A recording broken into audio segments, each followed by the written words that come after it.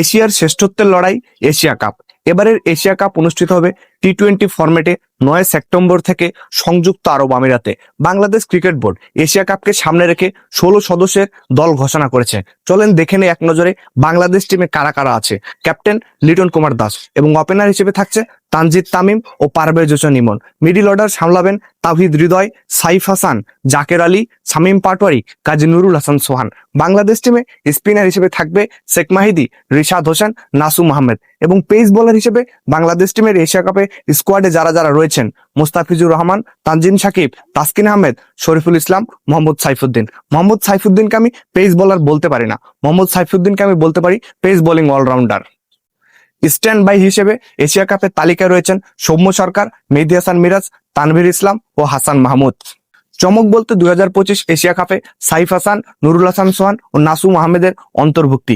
Asia কাপের preparation Bangladesh কিন্তু নেদারল্যান্ডের সাথে টি-20 সিরিজ খেলে এই প্রস্তুতিটা ছাড়বে।